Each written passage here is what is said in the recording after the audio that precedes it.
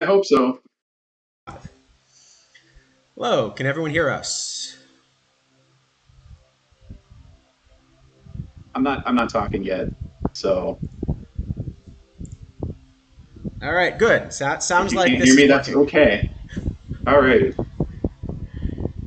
Okay, sorry about the change in schedule this week. It's kind of been a bit complicated, but I think on a regular basis we're going to try to do these Thursdays around 4 p.m. Eastern. Seems to be a good spot between some of the other streamers.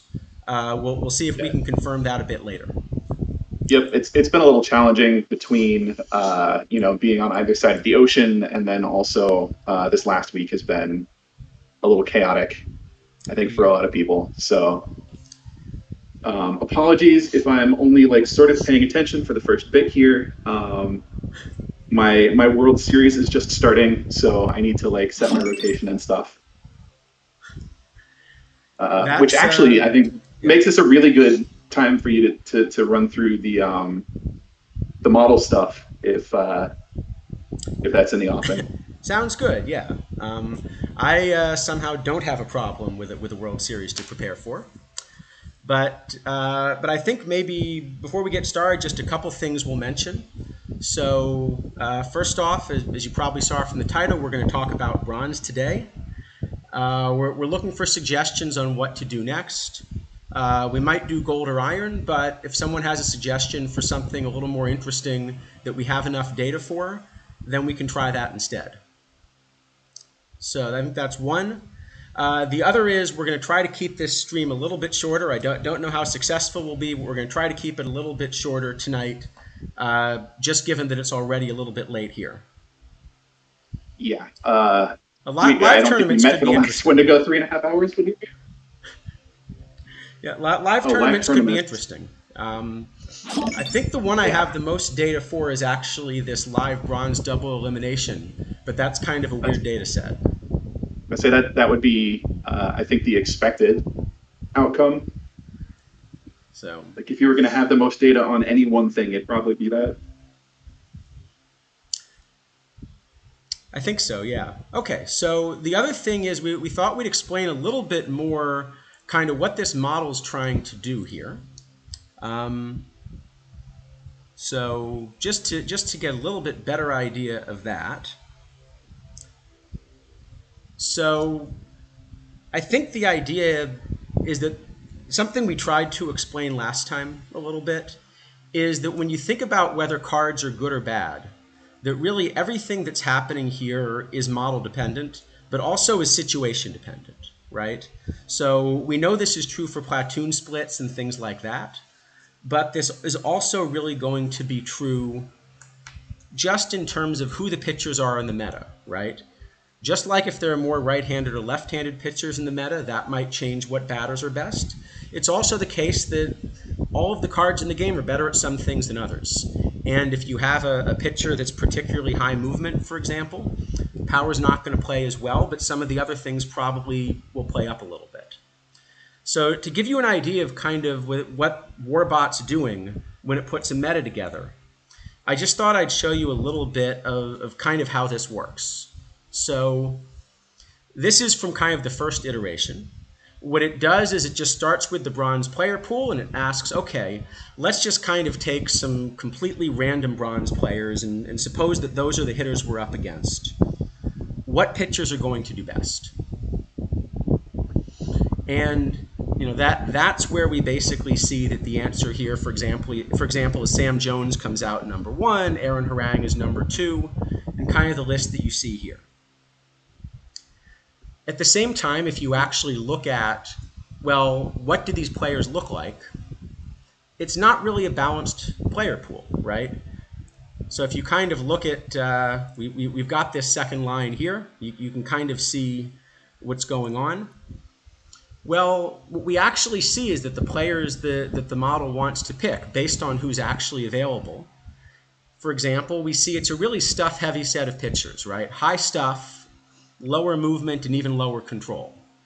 And on the hitter side, it seems like if you just ask who are the best bats, kind of in an unbalanced, against like a balanced set of pitchers, Well, there's some really good eye bats and maybe decent contact and gap power, not as much power. Okay, Gosh, the model so loves its gap power. what? Gosh, the model loves its gap power. Yeah, well, the gap power, what it's saying is the gap power, based on who's available, there's some really good gap power hitters that play up against kind of flat average pitching, right? But against Yep. this particular pitching, maybe we want to do something else, right? Similarly against this set of hitters, these hitters don't have as much power. So maybe we can ask, okay, well, what are the pitchers that do best against that set of hitters? And you see it changes a little bit, right? Now we find that maybe we can give up a little bit of stuff if we get some movement and control back in return. Maybe that does a little bit better against that set of hitters, right? And so now Sam Jones is no longer number one, right? Now Aaron Harang jumps to the top, Larry Christensen's up there, and so forth. And so the idea is we can kind of keep going. We can say, okay, well, this is how we think the meta is going to evolve, right? As managers get smarter, they figure out which hitters do best against the pitchers that are actually in the meta. They figure out which pitchers do best against those hitters. And so again, it'll keep evolving a little bit, more and more slowly, right? Because we're kind of starting to converge, right? We again see, okay, well, really maybe we want higher control because of how good the eye is, in this hitter pool. And so eventually, after a while, what ends up happening is we converge on something where it stops moving around all that much. And so when WARBot is trying to figure out the meta, so we'll come back actually to the pitchers a little bit later.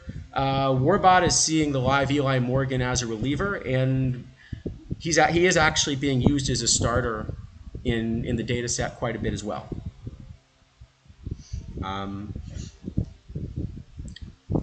But basically the idea is when we show you what does WARBot think are, say, the best players at a position, it's because it's trying to actually figure out what's the meta eventually going to look like. Yep. If you're chasing this from a data perspective, you're basically like, constantly throwing out all of your data that's more than 2 or 3 weeks old, just to get like a sense of not just like what cards are good, but what cards are good today, right? And one of the nice things you can do with the model here is sort of like project out and get even ahead of that curve a little bit, maybe. Yeah, I think you can project out, but at the same time, it actually means the model may not be choosing the best players right now. Maybe the meta's not that evolved, and maybe really this is the best set of players, or this is the best set of players. Also true. And not this. To take it a step further, it's probably true that the best set of players for like bronze quicks is going to be different than the best set of players for the bronze weekly, right? Because people are going to be running different stuff. The average quality of player is probably a little higher. People are probably trying to beat what's good now. So, you can kind of like get a level or two ahead maybe by looking at projections. It's just interesting. Yeah, it probably means, look, I think when I actually build a roster, I do something in between, right? The model is trying to guess where the meta is eventually going to end up, but it may not get there for a while. The data really are telling you about where the meta has been and what has been effective before people have adjusted. And the right answer at any given time is probably somewhere in between. That's probably true. So that is probably true, right? And that's like one lesson that you should always take with you when you start modeling or start collecting data and following it is the data is not infallible. The model is not infallible. And you're smarter than either, probably. So, take them as data points, but that's what they are. Yeah, and I think you'll see that when you see the rosters. You saw, for example, the rosters that Mike and I have built last week. We don't just take the top from either list and kind of go down. Yeah, for sure. So, talking about this week's roster, I was putting together a bronze team to run on my alt basically like right after last show to try and make sure that I could at least talk a little bit about cards from the perspective of having played with some of them. But I hadn't played Bronze in weeks, so I took a team that Kidneys posted on his Discord and just like ran it as it was for a little while until I had some data, and I've made some tweaks based on observed data since. But there's going to be a lot of it'll be very Kidneys flavored, we'll say. Okay, so with that in mind, I guess as we did last week, let's start looking at some catchers. So, good. So I guess we can start with the model. So here's what the model's giving us at catcher right now. And again, you know, kind of as we had just been saying, this is really where the model is guessing things are going to end up, not necessarily where they are now. Yep. Oh, actually, sorry, we should talk about the overview first, shouldn't we? So, yeah, so this is a little bit different than Silver in that the pitching's very close to 50-50, 51% right-handed. Also, a difference from last week is that the teams are now actually running only 12 pitchers most often instead of 13. And it may be that that's starting to be true in Silver instead. But this I'd be surprised if it wasn't. Yeah, go ahead. Yeah, I'd be surprised if that wasn't the case. I think a lot of the 13 pitcher teams were sort of holdovers from before the run environment changed, where if you tried to run 12, you just like completely burn out your bullpen by the 5th game of the first series. You know, you can get away with this a little bit more. And if you're planning to win a tournament, often you can get away with a little bit less pitching than you think, because if you're going long in series, you're going to win fewer of those tournaments anyway, right? So you want to optimize for the tournaments where you're rolling through the first few rounds and try and win those, as opposed to optimizing to try and win tournaments where, you know, you're like trying to fight back from 3-2 down in the first 2 rounds. So that's interesting. I actually still am running 13 pitchers, and I guess we'll talk about that more when we get to the pitching. But 13 is super defensible also. Yeah, I think what I've found is that especially as you get towards Bronze and Iron, all of the backups play a lot more positions, so you definitely can get away with 13. Sure. And at the same time, just my bullpen is better than my starters. So the more bullpen innings I can get away with, the better. That's fair. So I won't tell your starters you said that. So here's what the model has at catcher. So I guess this Steve O'Neill, and I guess that's one thing we should mention. All of these platinum cards end up getting listed as special edition in the card database. They do, because OOTP in their infinite wisdom decided that they'd be special editions with the sub type of platinum, which I guess makes some sense, because at some point they won't be in the pool anymore, but gosh, it's a pain. Well, I think it's tough because they're packable special editions, I guess. Yeah. Well, I mean, like in the same way that the Build a Legends or Build a Lineups or whatever they are this year are special edition cards. That's yeah, so, not great. Anyway, right. These all make sense. All of them are doing very well in observed data. They're doing decently. Here's actually the top of the observed data. So Kendall actually is in the top 3, but there are a couple interesting things here. Whoa. So yeah. So first off, we've got Bubbles up there. Interesting. So that's all I'm prepared to say about that. It's interesting. So I think there are a couple of things going on here, right? One is that definitely the way WAR is being calculated, kind of by OOTP here, seems to be much less catcher ability heavy or at least catcher ERA heavy than it was last Yeah. year. Uh, just looking at, yes, that seems to be the case. Right? Because a lot of the Oh, that's argument for weird. Petway, a lot of the argument for Petway really is kind of believing in this whole catcher defense being critical idea. Right. Um, ooh. Oh, that's oof, I don't know how to feel about that. Yeah, I think this is something, certainly on the modeling side, this is something I want to see more data on, right? I mean, the first question I have is who the heck is even playing the 47 bubbles in bronze? Who would do that? So what the model's doing is it's kind of using some of these regressions, like the kinds of things that Kidney does on his sheet.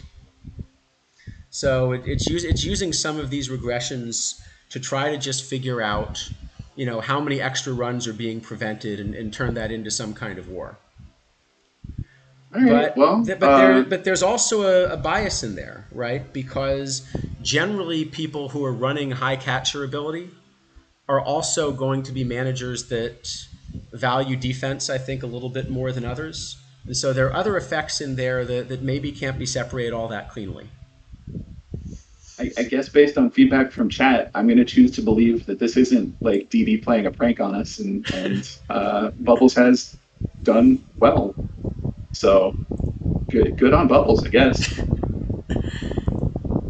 I mean, I do like Bubbles and Iron quite a bit, but Sure, and I like Bubbles and Silver as well, but like, whew, did not see that coming. no, that's okay. So, and then also this Mike Grady card again is kind of interesting, right? Yeah, I don't have Mike Grady as having done anywhere near that well in my data set, but my data set is much smaller than this. So, No, gosh, who knows? the model similarly absolutely hates Grady, but I think it's for the same reason that the model basically says catcher ability is really important. Well, so like even knowing that, right? Last year when there was less information available about like catcher ERA was there, but framing runs was not.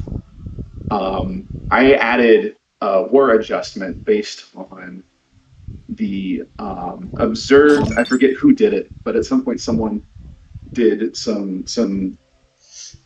practical studies about the effects of catcher ability on your team's win chances. I think And might have so been Sergeant Mushroom. I don't think it was Mushroom, but it was very similar work.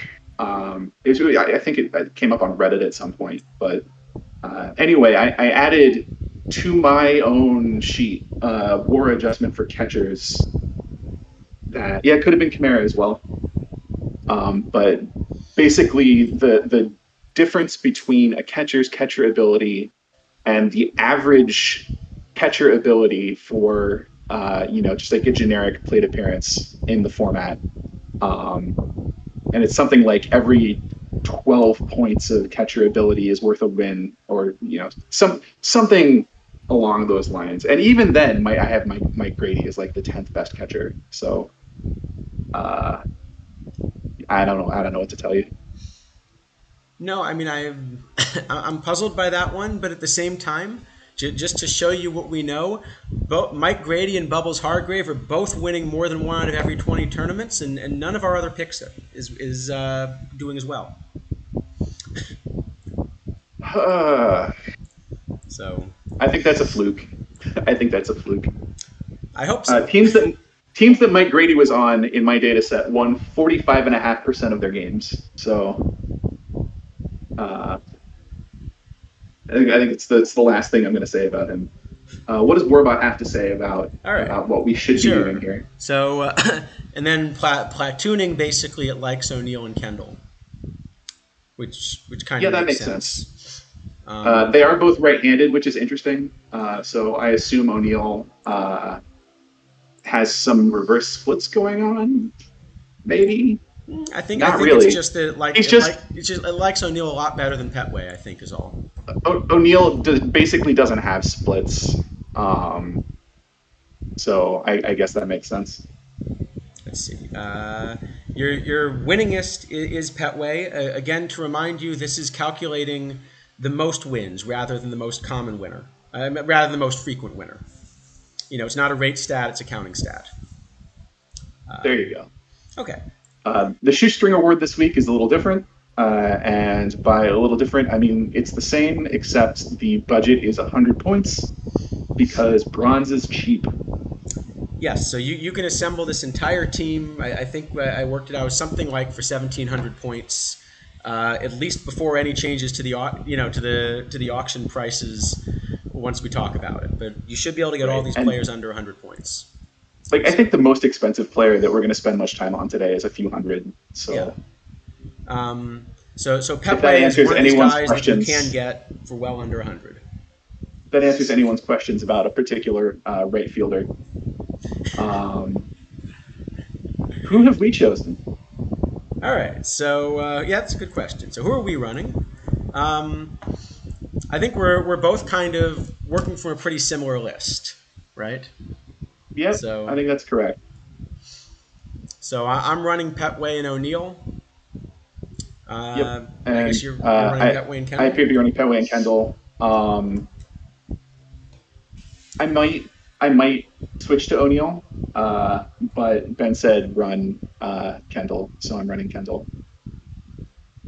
I have no defense for this, I mean other than Kendall that. looks Like like Jason Kendall is one of those players that like I actually watched play. So, you know, sometimes it's nice to have a little bit of emotional attachment to some of the players on your team. yeah, it sounds right. Believe it or And not, I was it not sounds around like for neither Steel of us Mill. is interested in running Grady or Bubbles, even with the data. Sure seems that way. So I would run Bubbles in Bronze Cap. Um, speaking of which, I believe Durden and a couple other folks are going to be running once we're done here in a couple hours a stream about building cap rosters. So maybe check them out. yeah, well, they're definitely experts, so that should be a lot of fun. All right. Well, Uh, in order to get done in should we talk time, then about? why don't we go on to first base? Yeah, let's see if we can actually handle moving at any sort of reasonable speed, All just right. So just for fun. first base, the model here really likes Joe Harris. Joe Um, Harris for president. Joe Harris in every format. Just run Joe this Harris. Wilkerson, I think we actually didn't find Wilkerson winning a single tournament in the database. I think that's possible. Does the model like Fred Kendall? Uh, Is the model I like I Fred? can't answer that question. I've got Fred Kendall eighth overall. There you go. Yeah, so for what it's worth, the model does actually have Bubbles, kind of in the picture. So the model puts Bubbles as one of a group of four that kind of are right behind Kendall. It puts him at the bottom of that group. The others in there are Carlos Ruiz, AJ Pierzynski, and Danny Jansen, and the live Danny Jansen. But the model actually likes Ruiz a little bit better than Bubbles for bronze, although it likes Bubbles better than Ruiz for iron. So, if I remember correctly, this entire first base page is not interesting, and we can just sort of cruise through it. Yeah, I think the It's first it's base is a like little more straightforward because one of these places where sort of there just seems, even though there are a lot of options, there just seem to be a lot more agreement. yeah, there's just players. Joe Harris is just really good. I think that's the summary. Yeah, the model loves Harris, the data love Harris. I love Harris. Your mom WARBot's loves happy to Harris. have Everyone loves Harris. Harris. Yep. Let's see. The most frequent winner is Joe Harris. Is it Joe Harris? Your budget player, well, actually, you can get Joe Harris for under 100 points. So what are we doing? We are both running Harris. this is a very being John Malkovich moment here. So Joe Harris, Joe Harris, Joe Harris, Joe Harris, Joe Harris. I think the conclusion here is if you're not running Joe Harris, you should at least strongly consider it. You should ask yourself why. is, is is the short answer. You should really ask yourself why. Okay. Uh, what do we have at second base? Second base may be a little bit more interesting. So second base, the model here, so it puts Joe Morgan at the top. I think the more interesting card to talk about here is maybe Lance Blankenship. Uh, the question is Mauer, and the answer is yes, he is allowed to play first base. So Mauer, the model has he's okay. Yeah, the model's next few are Mauer, and then the Platinum Series Yaz, and the Build a Lineup McCovey. So the quick 15-second pitch on why you just run Joe Harris, if it was not obvious from the data. Anytime you can run a player both ways, and you're like actually happy to do it and not just making a compromise because you have to for team building reasons, you run that guy and you don't ask questions. Right? Like any time you can get away with not having to compromise, you should be thrilled. And if Joe Harris is great versus left and great versus right, then there's not a lot else to say. Yeah, exactly. I think if you're going to run, you're going to have to run at least 4 players both ways. Five if you still want to run 13 pitchers. And Harris is just a really easy place to do that. Yep. Okay, so second base, the model likes Morgan, but I was saying Blankenship's a really interesting card. That eye is enormous, and is kind of, I was mentioning at the beginning, this is still right now, this is still a pitcher pool that doesn't have a lot of control. Right? So he's got eye, he's got defense, doesn't have the rest of the bat. Yeah, but in a relatively small sample size, he's putting up almost the same WAR as Joe Morgan, which is impressive. Yeah, and as we're going to come back, I actually like this card as a right fielder too. So yeah, I could see that. Just because it's funny, the line that I have on Blankenship right now, or the slash line, is 223, 371, 349, which is a little better than it sounds. This is one of those, like, I don't know, my mental model breaks down a little bit when such a high percentage of their on base events are from walks, right? Like, I really shouldn't be looking at that slugging. I should be looking at the the ISO or something. But I think the value of the bat is a lot closer to Joe Morgan than it looks. Yeah, the model actually projects him to have an on-base percentage that's almost exactly the same as his WOBA, which I'm not sure I've seen before. Yeah, that sounds about right. So it's going to be a really walk-heavy thing, and you're going to have to get your sliders right for the stolen bases and base running and things like that. Yeah, but you can call up Brad Pitt and he'll tell you how to use them.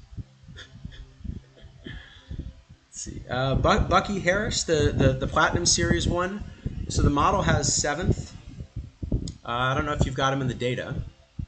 Looking at my data, which again is a very small subset of the data that we're using here, I have maybe like a third of the data on the chart. I have him third, not too far behind Blankenship and Morgan. He's just fine. As for the bigger data set here, here are our top 3. So it's interesting that Blankenship, in this limited sample, but actually does end up there. So maybe we'll start seeing this card a lot more often. Yeah. his win percentage is really low, which is interesting. Which suggests to me that maybe he's not being used particularly well. Like So it could be, and for me, yeah. that's sort of the ideal 9-hole hitter where he just gets on base a whole lot ahead of the top of your lineup, and you don't really expect him to need to drive anyone in. Yeah, that makes sense. And then we've got Biggio. The model does have Biggio 6 that, maybe we should start, showing more than the top three in the model somewhere now that I think about it. Sure,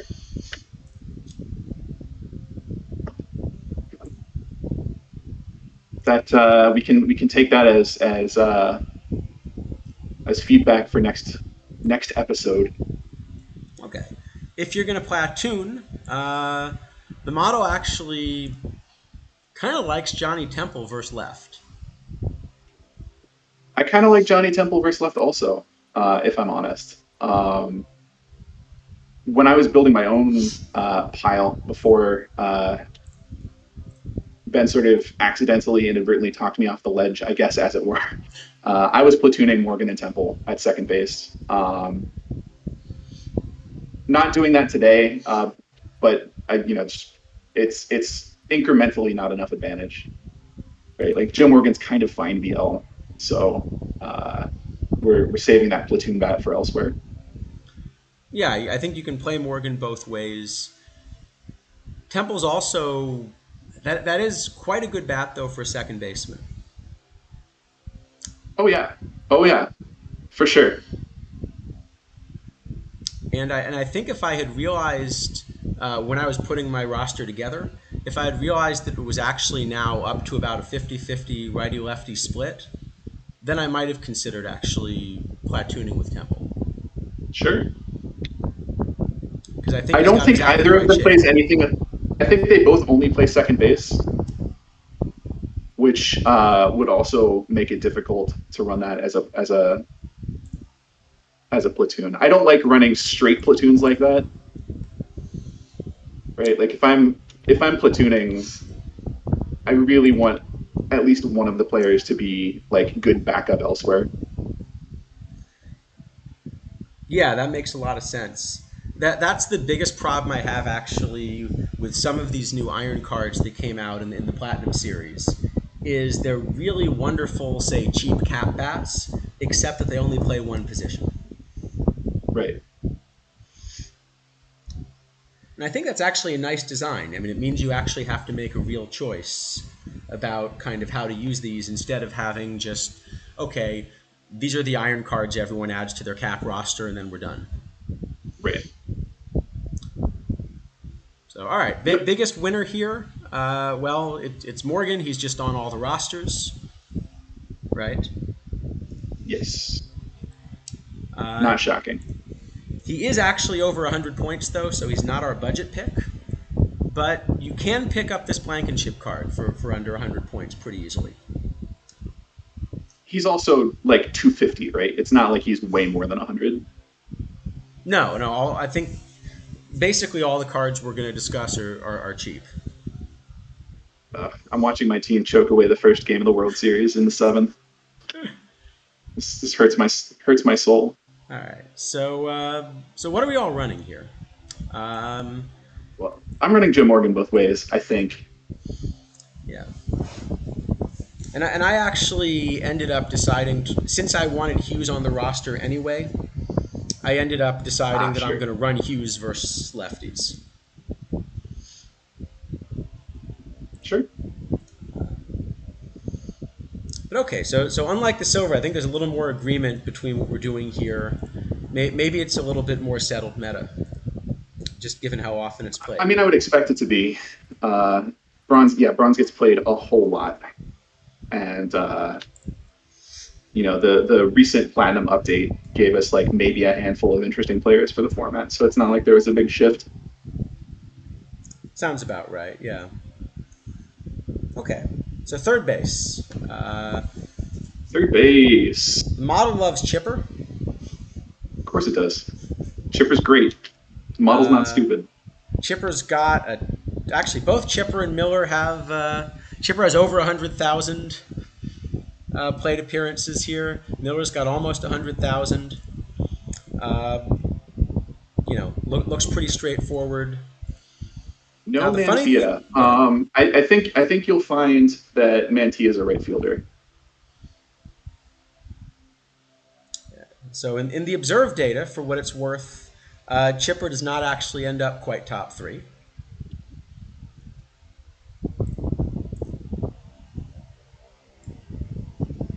Yeah, he's still good though. So the model really does not like this Don Hope card. It's not quite even in the top 10. Bobby Byrne is just below the cutoff.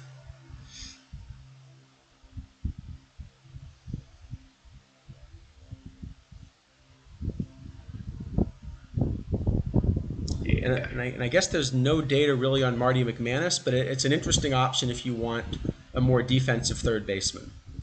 Oh, get out. Yes.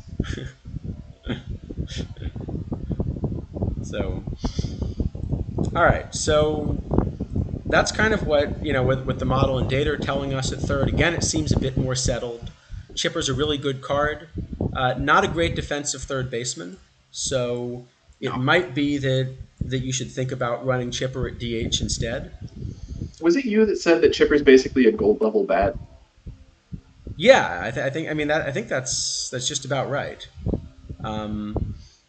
It's essentially a gold level bat from 22, but in a bronze card with sort of a little bit of an ability to find third base on a map. That's about right. So Casey Blake actually seems like he's being run more at first at the moment, right?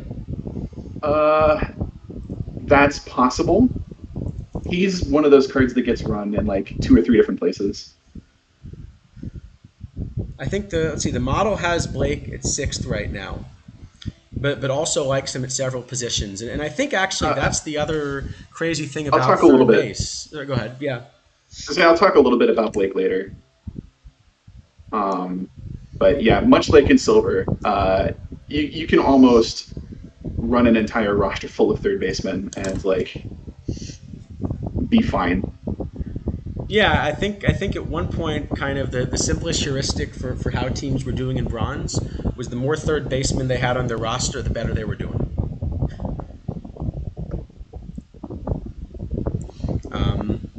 And almost none of them actually has a good glove at third base, It's right? true. If you want that, I think that's where a card like McManus starts to make sense. Or maybe Okay. maybe even this Platinum Series Willie Green. The model puts him seventh, but there's also a really good glove on that card.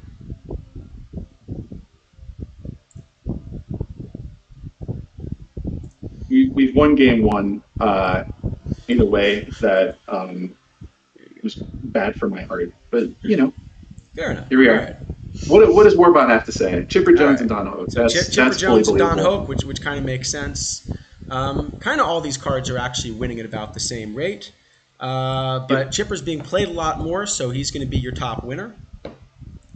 As good as the card is, there are just a ton of copies out there too, so you can pick up Chipper for under 100 points. It's true. It's part of what makes this format uh, ridiculously accessible. So, so my choice here is really Ben's choice here, Yes, here, I'll put it up. which is kind of super cute. So we're platooning switch hitters at third base, which looks really, really goofy until you take a step back. And what's happening here really is we're running Chipper Jones, Bill Miller, and Joe Morgan at second and third, right? Chipper Jones will very happily, I think they're slightly shaded in each direction there. And Bill Miller plays a very respectable backup second base. So you're taking three excellent bats and squeezing them into two defensive positions. Yeah, that makes a lot of sense. And I've got Sammy Hughes kind of doing things similar and playing a bunch of backups. I think I like running at least some good gloves in the infield where I can get them. I think, Sure. I think you can get away with one or two weak spots, but if you really start to have like three weak spots in the infield, well, I guess that's where you got to run 13 pitchers. Yeah. Yep. So, okay, but brief version: the more third basemen you can get on your roster, the better at the moment. Pretty much. Pretty much. And I will say that I thought this was really goofy when he posted this the first time. But like, the more I sat with it, and the more I tried to like, build teams from there, I was like, oh no, actually, this makes a lot of sense. Well, I think that's a good way to think about it. Is if you can find a card that really is able to play multiple positions in a way that you're really happy with, that's just so Right. valuable to building rosters, right? Yep. So, Right. So okay. that among those three players, you always wind up with two bats you're very happy to have playing on any given day. Shortstop is interesting. Right. Shortstop is basically the opposite. The fewer shortstops you have on your roster, the better right now. So, so the model, as DJ Presentable suggests, the model here really does like Lynn Larry and really does like the new Aussie. Um, Yep. now Lynn Larry actually doesn't win much, which is interesting for a card that I would have thought would do pretty well. Yeah. I don't have any good answers there. Oh, I see. Just it's because he's on Kidney's team and you're just not winning. Is that what you're saying? That's probably it. Yeah, I think anyone on my roster is also is probably struggling, but I don't run bronze that enough to really influence it. As for the data, hold on, that is the wrong way to do it. Try that again. Oh, There we go. As for the Larry's data, defense. it is none of the above. Hey, look, it's other different players. Yes. And these are actually really pretty far down the list. So if you tell the model to get rid of the top three, it starts bringing up the Platinum Series Concepcion, Don Kessinger, uh, Arthur Irwin, Gary DiSarcina and Dick Bartell are in the top 10 at least. Brendan Ryan isn't even, according to the model. Yeah. Shortstop's weird. Shortstop is a weird position right now. So the glove on Brendan Ryan's great. And I think that seems like that's probably what's happening here, right? That's Because you're almost certainly what's happening because the bat is not. Right? Like that 296 Woba is not an aberration. Like is not good. yeah, that looks about what the bat should be doing, right? In particular, kind of the very low I really hurts because this is a meta where there aren't a lot of good control pitchers at the moment, and so you really get to take advantage of I. Yep. Yep, it's true. So that's a good question on how much data, and I think it's worth pointing out that there are two places that the model can be wrong. And depending upon which type of error we're talking about, you'd need different amounts of data, right? So one is that the model can simply be wrong in which players it's projecting that you're going to go up against, right? The model is trying to guess where the meta is going to go, and if that doesn't match where the meta actually is, then even if the model were correct about everything else that's going on, it would not match the Right. data in the long run. Right. So in this particular case, it may be that the model thinks more highly of shortstop defense than the current metagame does. Right. The other type of error could be that even if you give the model the right meta and the right combination of everything, that it's just making the wrong prediction and it's estimating war incorrectly. And I think that's the place where we're getting enough data. Eventually, we start to find, and this has happened in the past, right? That as we've had enough data, we've discovered, okay, maybe there's something a little wrong in the model, and maybe we now have enough data to kind of build something better. I Yeah. think Well, maybe. Okay, go ahead. I would say, to be perfectly clear, the model is put together based on uh, your current understanding of the game and no like insider information past that. So it could be wrong. Yeah, I think It there. I is. think there are some pieces in the model that should be really exactly correct, and then there are some pieces where we still find corrections from time to time, right? One Yep. example is for most of last year, I thought that essentially movement was home run prevention, and then finally with an enormous amount of data, it was possible to show that actually movement is home run prevention with a small amount of sort of a fly ball ground ball factor mixed in.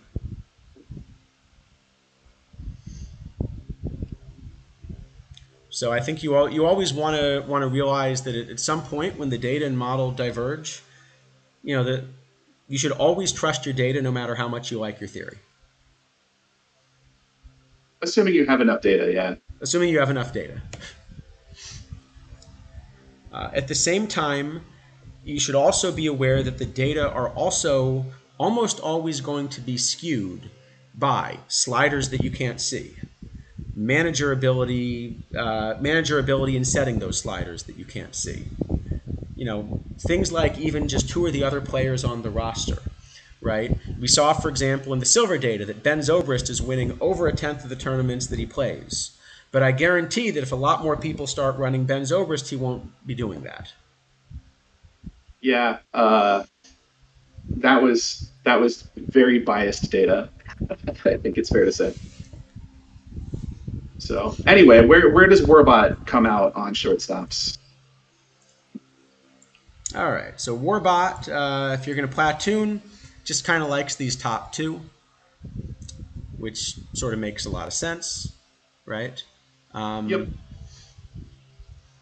I mean, Ozzy doesn't have huge splits, but Little Larry actually does have a little bit more of a split, right? So if you're going to think about platooning, I still don't think you get nearly enough of an edge to do it, but that would be maybe the only reason to think about it.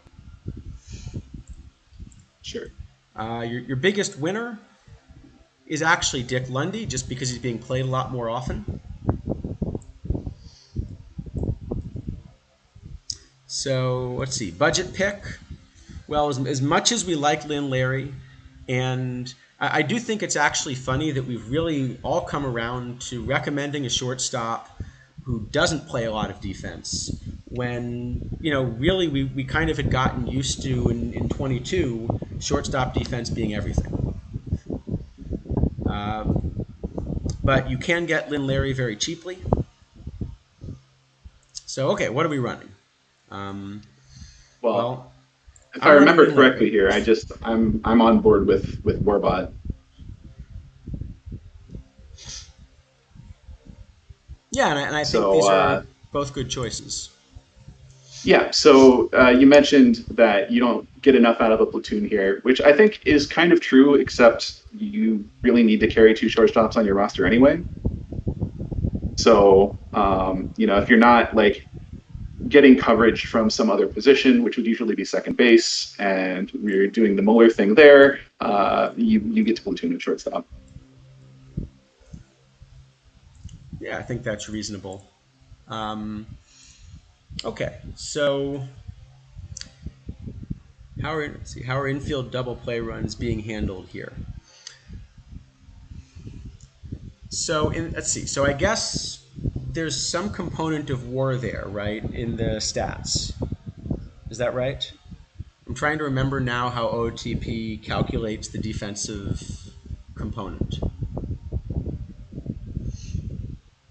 Do you remember? I don't.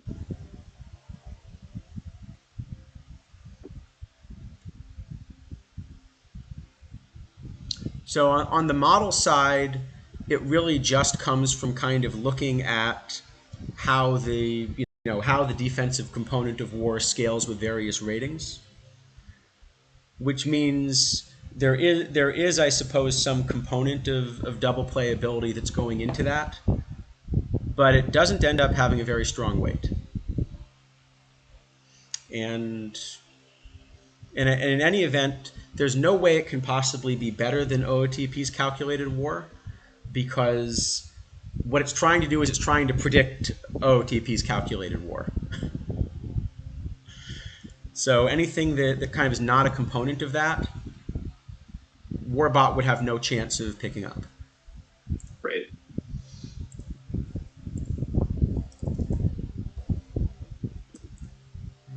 Cool. Great. Yeah, I We think got outfielders? on my end, since I've got Sammy Hughes, that he just kind of gets to back up everything in the infield for me. So, all right, left field. So left field is actually one where I guess if I can resist the pun about all of our picks being out of left field, I think it is fair to say that WARBot here really doesn't like to put left fielders in left field. And we had to tweak it a little bit to get it to do that. So this is actually a little bit of a tweaked version of WARBot. It also likes Hayfie. It also likes Buford. It also likes Michael Brantley a little bit. So kind of a lot of different options. But Yeah, I think the tons of biggest... options. Go ahead. Tons of options. Chick Hafey's going to show up. Don't worry. Yeah, so I think one of the really big questions on the modeling side here is exactly how it works when you're playing players out of position. And in particular, because a lot of the players that are eligible for left field and that otherwise have enormous bats not only are being played out of position, but are not even fully trained in left field. Right? Sizemore isn't, Kimbrough isn't, Don Buford isn't, where the model, if Don Buford were fully trained, would actually put him at the top of this list, even though it doesn't like him much as a second baseman. Yep. There's some question, I think, about whether or not you get the full penalty for not being fully trained in tournament play, right? Like in league play, your players will perform suboptimally by some significant percentage if they're not fully trained in the position that they're playing. But like in exchange for that, they will learn the position over time and eventually get there. They don't learn anything in tournament play. So like someone in chat can please correct me if I'm wrong about this, but I don't know that the community knows one way or the other if there is a penalty, and if so, how significant it is for non-fully trained position play in tournaments. I definitely haven't seen a good number. So I end up Brady doing Sizemore doing what he's doing here is maybe a point that suggests that if there is a penalty, it's not nearly as big. It could be. And Sizemore is an example of one who's not fully trained, right? So Kidney's made the point when we did the Silver Stream that he thought that there was not a penalty being applied to playing Gant at second because Gant was fully trained. Correct. But it's worth pointing out that all of the players we're talking about in bronze at moving to left field really are not fully trained, right? Sizemore, Kimbrough, Buford, Richie Ashburn, all of these are not fully trained. If you just take the top three listed left fielders, WARBot will give you Minoso, Chick Hafey, and Michael Brantley. Yep, that checks out. So I think this is one of these where, I guess we got the question, this good question a little bit earlier about what are the places where data will convince me that the model needs to be changed. This is very much a place where I want data to help me figure out how to change the model because I'm pretty sure it's not right at the moment. But I don't think I have enough data yet to be able to figure out how to improve it. Okay, as That for the sounds data, right. speaking of data, um, actually Kimbrough and Sizemore are doing just fine. And I'm trying to figure out why Mini didn't end up on this. Then maybe there's a typo in. Oh, Unclear. no, that's just a typo on my end. uh, Joe Harris is so good at first base that he's the third best left fielder. Is he even eligible on left field? Let me. I'm pretty sure that should actually be Mini here, He with a WAR is. just under. So Oh, hey, look, it's Minnie Minoso. yes, Weird. All right, Harris is eligible though. our best VR and VL are going to be Sizemore Minoso. Yeah, shockingly enough, they're also going to be up there. Um, your biggest winner. Hey, Well, actually, your biggest winner isn't on the list yet. That's Chick Hafey. yeah, Chick Hafey, really good. At least the bat is really good. Yeah, so You don't necessarily need to be playing him in right field, but you probably want to have him somewhere, like a DH. yeah, I think that sounds about right. And we both have talked a lot about sort of where we would put that card. For what it's worth, if you're going to buy one of these on a budget, actually Chick Hafey's also a pretty good decision there. It's So true. all right, so what are we running? Well, I really think, at least from what I've seen, my current thinking is that the penalty for moving somebody out of position is pretty minimal. So I've Yep. ended up being convinced to run Sizemore both ways. And I'm running Minoso VL because he's just good. He's real good. I don't have a whole lot to say Yeah, past well, that. I He's think very good. actually to me it's less that Minoso's really good VL, is that Sizemore has a pretty significant split. Sure. I mean, like that's for sure part of it. Um, Outfielders, I also very much like platooning them in this spot, like in the spot Sizemore will on his offside. Like he'll back up all three outfield positions VL, Yeah, which I I don't. like. And when I say I'm running Sizemore both ways, that's in part just because the way it's being platooned. What about the Bo Jackson card? That's a really good question. I'm trying to remember. Uh, I want to say when I was looking at Bo Jackson, I eventually settled on Mini Minoso anyway. So that's a really But let good me see if I question because can't. I think the database that I'm currently using may not yet have Bo in it. So Bo's a little hard to evaluate in a vacuum, right? Like it's just all gas, no brakes. No eye. Eye is, as we've sort of talked about multiple times here, super important. He plays really good defense in right field, except he. Uh, so so yeah, it's a weird card. It's a very weird card. I just refreshed the database. I'm gonna take a quick shot and I will just tell you right now where Bo ends up. I don't have enough appearances in my set for Bo to even show up. So, well, he's also the wrong defensive shape in the right. Like, I would much prefer, like 70 error 60 arm to his 46 air and 91 arm in left field. Like if Bo were a right fielder, I'd at least consider trying it. But and because I like weird cards, as I said last week, I am all about picking up the weird cards and giving them a run and finding out whether or not they're any good.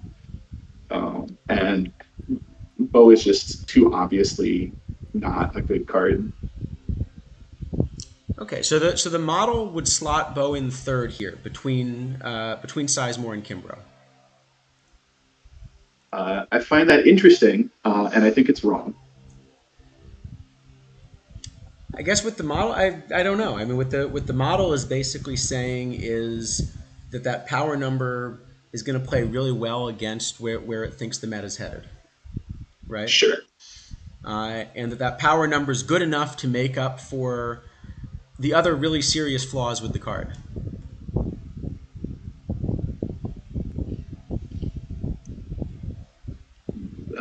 I'll believe it when I see The it. model gives it like over 200 points of ISO power. Yeah, I'll believe it when I see it. So I love Charlie Dexter like as a shortstop in like historical era tournaments last year. Right, like you get back into the 20s and the teens, and like defense just stops mattering, and uh, card was hilarious. yeah, Um, yeah. See, kidneys 200 points. There you go. we get center field up next. Yes. So, all right, center field. I feel like center field is going to look a lot like left field, but It is. uh, Given that our top left fielders were kind of all center fielders, wearing a funny hat. but actually the model's got a couple that only play center field that it throws in there as well. Oh right, I forgot about that one. It really likes this Yount card. Um, yeah, So that and so go ahead. yeah, it's that's an interesting choice. Uh, I don't love the Yount card, but I understand why the model does. The bat's huge. There's more base running in that card than you might have thought at first as well. Yeah, its speed's not great, and the bat is very, very, very splitty Yeah, I think it's better as a platoon bat if you can get away with it. for sure. Um, I don't care for the defense. I don't know. It's this card has some of the same problems as like the 77 SE Trout does in silver, right? Like its defense is just like not quite it. It hits pretty well, but like not well enough for me to put up with the defense. I don't want it stealing bases. It can't bunt. It can't bunt. Why are we even talking about this card? Well, I guess my bunt slider pretty much tends to be at 0. So Ah, Philistine. All right. Uh, no Ashburn. 3 question marks. Uh, okay, that's a lot of so question marks. no, the model really doesn't Or, like the model really doesn't like Ashburn for sure. The model's got yeah, if I Observed went Data through doesn't care for Ashburn either, if I'm honest. yeah, if I went down a few more, Grady Sizemore fourth, Al Simmons, Ty Cobb, Tris Speaker, Ashburn's kind of down the list. Yeah, Al Simmons, Ed Roush, Juan Lagares, like it's uh, complete lack of power, like complete lack of power, and not elite defense is just not a good combo. So I think Lagares popping to the top is again telling us something about the way OOTP is calculating defensive war, and that it's giving higher values, right? Because we saw the same thing at shortstop, right? That a card like Brendan Ryan ended up higher in the list than either we might have expected or the model expected. And I think the same things happened with Lagares there, right? Yeah, I think there might also be a bit of a sample size issue there, Could be, right? yeah. Like almost 5K is not a small sample size per se, but when you go comparing it to the rest of the set, it is kind of on the thin side. That makes sense. Still, I think it is kind of instructive that at least what's coming out of the engine's calculation does seem to be valuing particularly rangy defense up the middle more than either the model or kind of our own intuition. And I don't know whether that's something just about how OOTP is calculating war or whether that's really reflective of this being something that's more important in 23 than it was in 22. But I think that's one where more data would be really helpful. Yeah, hard agree. So WARBot, VR and VL. Yep.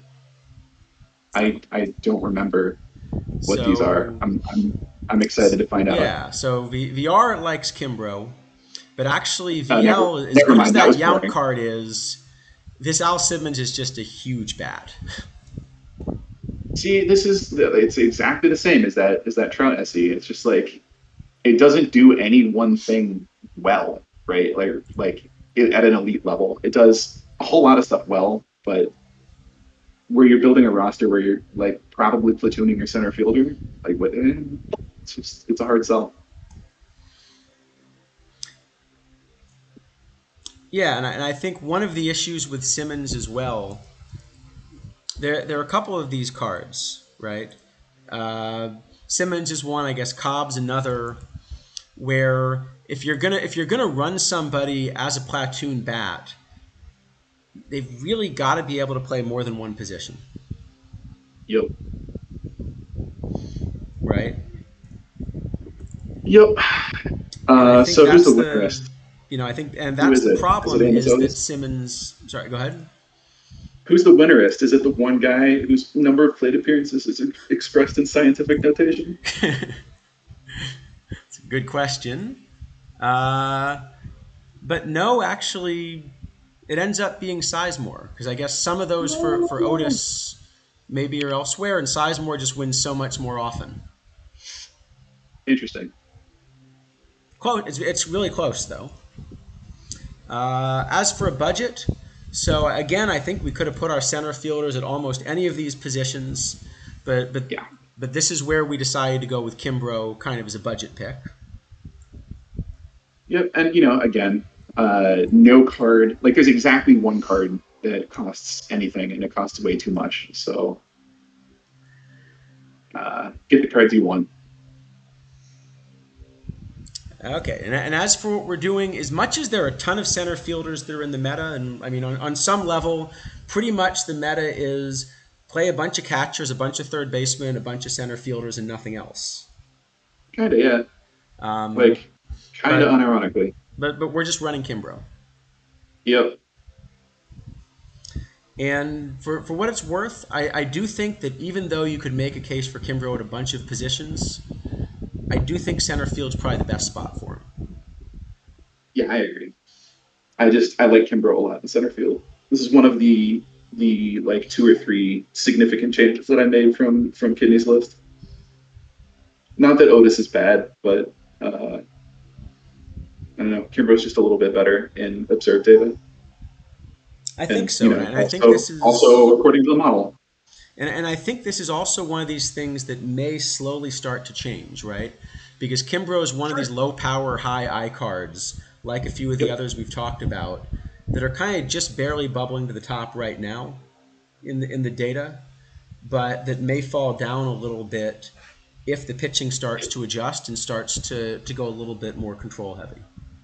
Yeah. So if for some reason it's August and you're watching this as a VOD and nothing that we're saying makes sense anymore, it's because the metagame moved. And that's not necessarily because new cards were introduced, although, God, I hope there are new relevant cards in this format sometime in the next couple of months. just be people shifting, like reacting to other changes.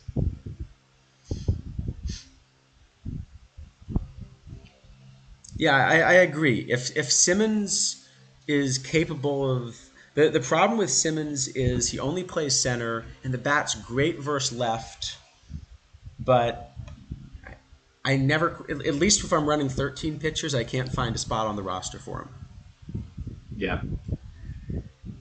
Simmons is the Bob Bailey of bronze, I guess. It's Right. not Like that that's a really good analogy. Yeah. he's a bit of a luxury bet, and if you can fit him on your team, he does real work. But it's understandable if you can. Well, I think there's one big advantage over Bailey though, which is that this is a meta that's about 50-50 in terms of left Sure, right, whereas sure. Silver But isn't. he's facing his good side more often, which is a very fair thing to point out. You absolutely can get away with 12 pitchers. Yeah. In fact, as you can kind of see on the left here, 12 pitchers is winning more often than anything else right now.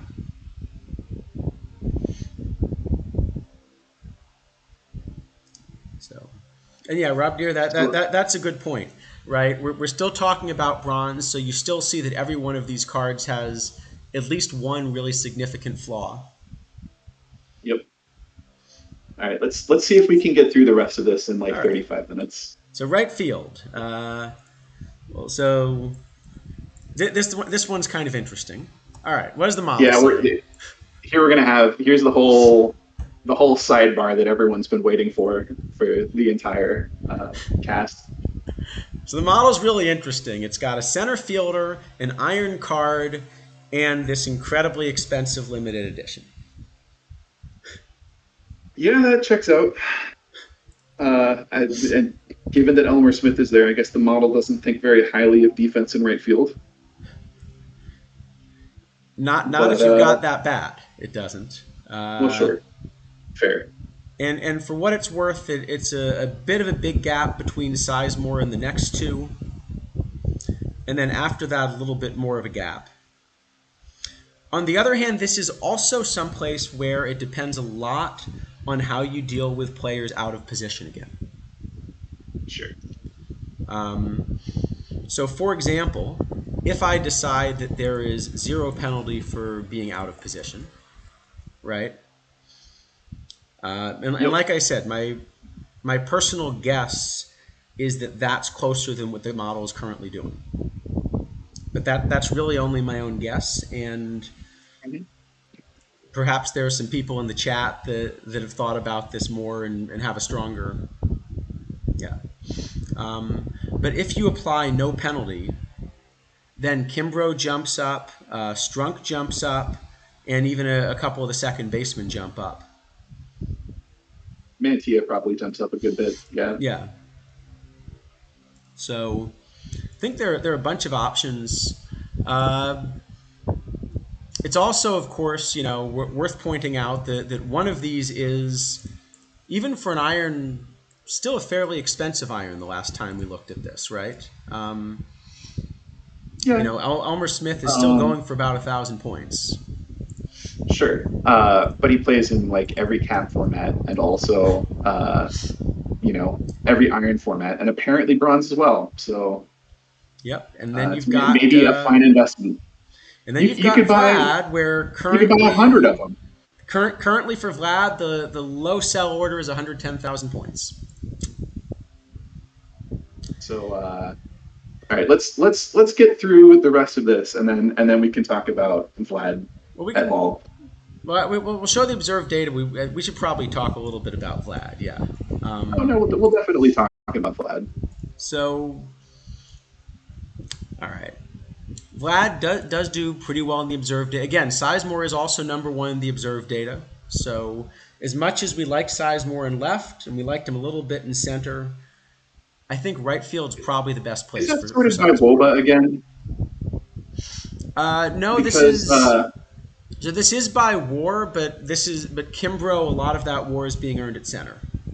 Oh, right. It's this goofy thing. Okay.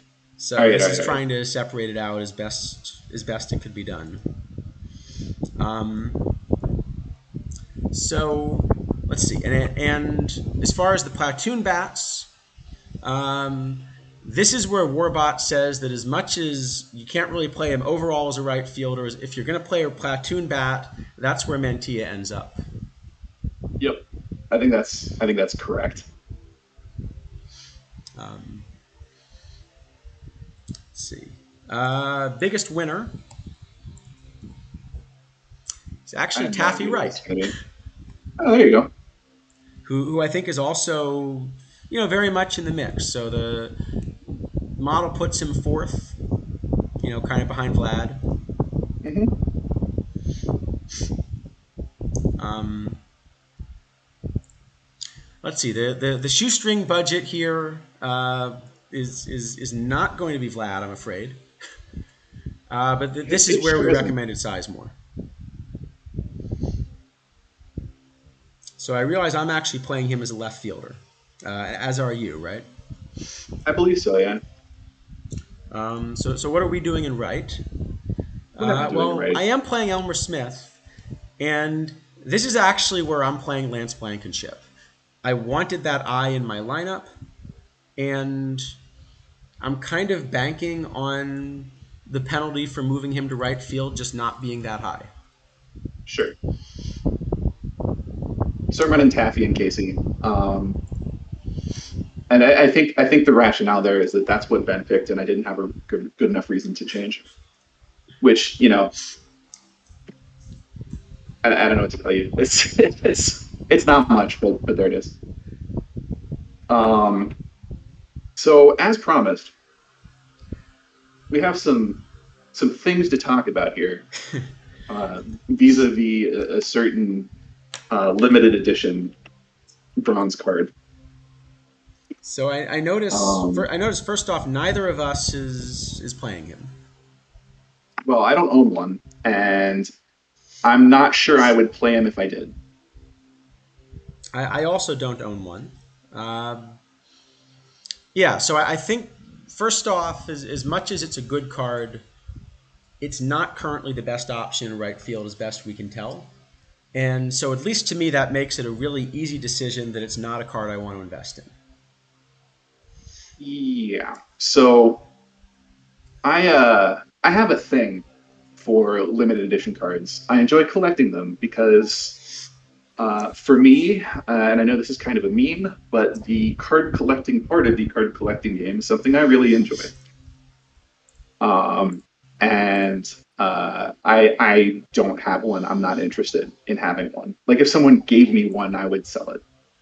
Uh, I think the value on it right now is crazy. I get why it is what it is. Right, this is a scarcity issue much more than an actual practical value issue.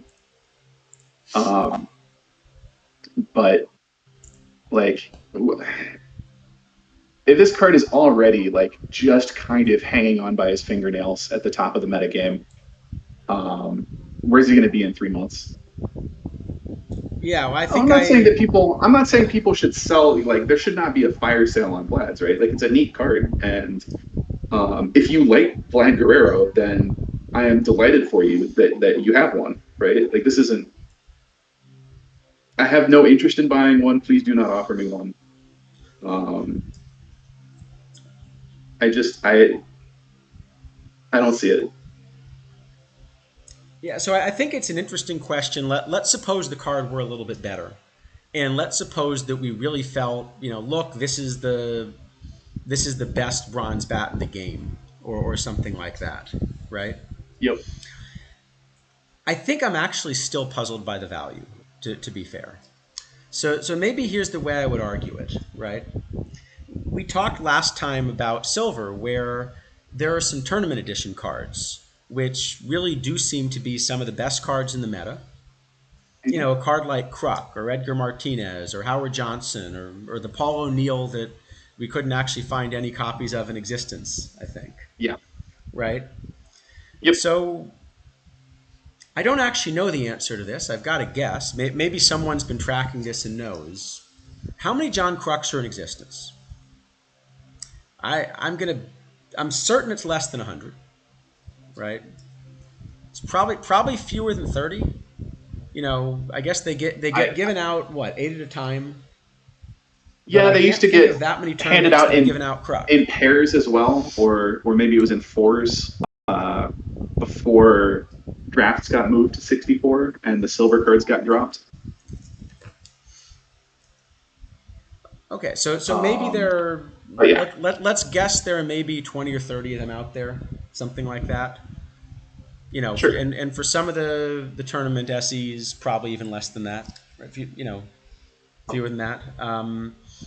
So I guess the way I think about it is, right now Vlad's a lot more common than those cards, and now I do understand that over time, if you ask the same question, 6 months from now, there will still be 100 Vlads in the game, but there are going to be more than 100 Kruks in the game. But at the same time, just because of power creep, right, all of these cards are going to become less valuable over time. And I'm really not convinced that by the time there are 100 Kruks in the game, whatever the most dominant card is in Bronze now would still be the most dominant card. And so I sort of feel like even if you see Vlad as by far and away the best bat in Bronze or something like that, he should be going for less than sort of these tournament special editions in silver. In the same way that there's limited edition Iron Catcher out there, right? That is going for over 10,000 points. Yeah, yeah. That one's yeah. I have feelings about that one too. Right. So so I feel like kind of it's really important with limited editions. Is it limited edition out of 25 or out of 100?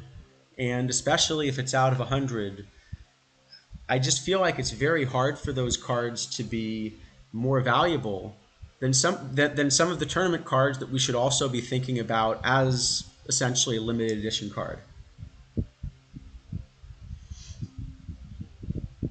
Yeah.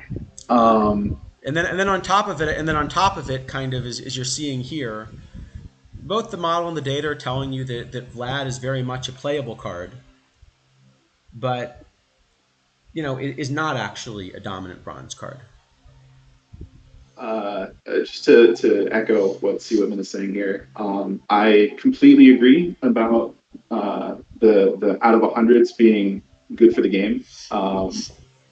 25 is a little too limited for cards that are expected to be like particularly viable.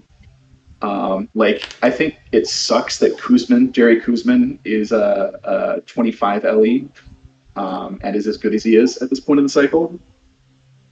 Um, but I love some of what those 25 LEs are doing as well, right? Like Lewis Sokolexis is an awesome card. It's a super cool card, but it doesn't like play in any format, so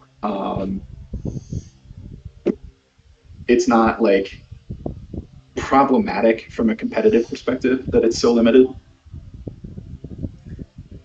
I'm actually not sure I completely agree about Kuzman for what it's worth, just because of the pull rates for historical perfects.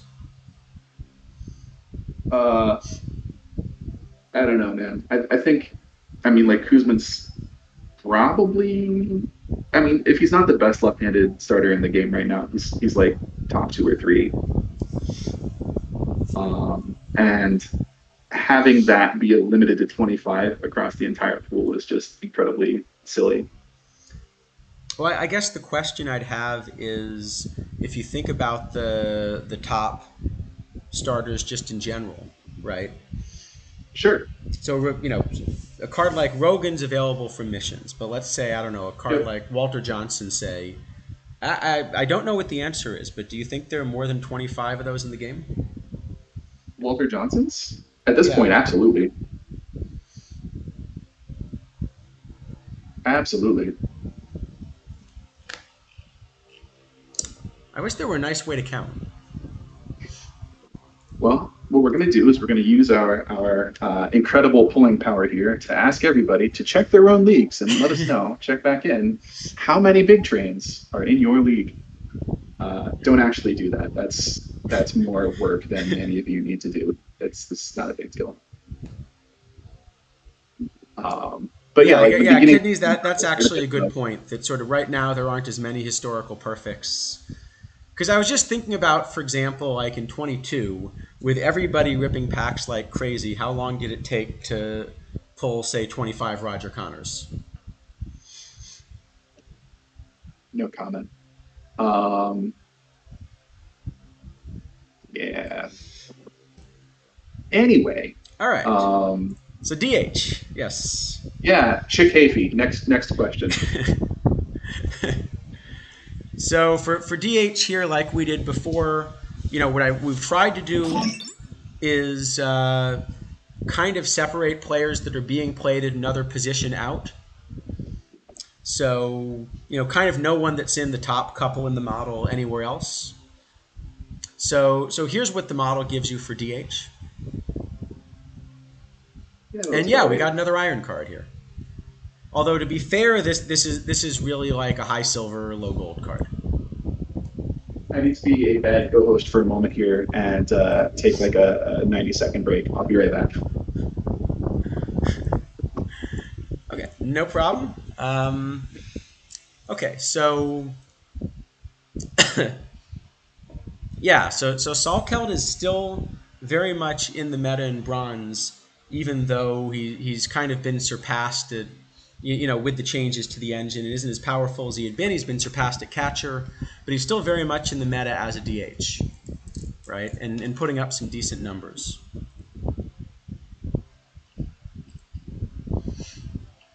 As for the data, again, it's a little bit tough to kind of separate some of the other, some of the people playing other positions, but we see kind of some of the cards that we've already talked about, right? Let's see. See Andy Semenuk. Let me see if I've got data on Semenuk.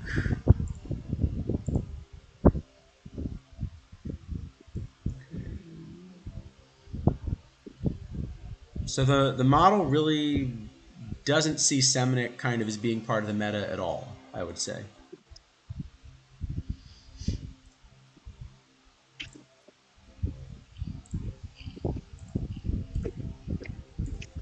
We can ask Mike. We can ask Mike when he gets back. What do you mean when I get back? I never left. You're What's up? back. Okay. Whether there's any good data on Andy Semenuk. Do I have any good data on Andy Semenuk? Yes. I don't know. Let's find out. Give me a moment. Oh God. I have Andy Semenuk as the worst qualifying player in bronze, which is quite a statement.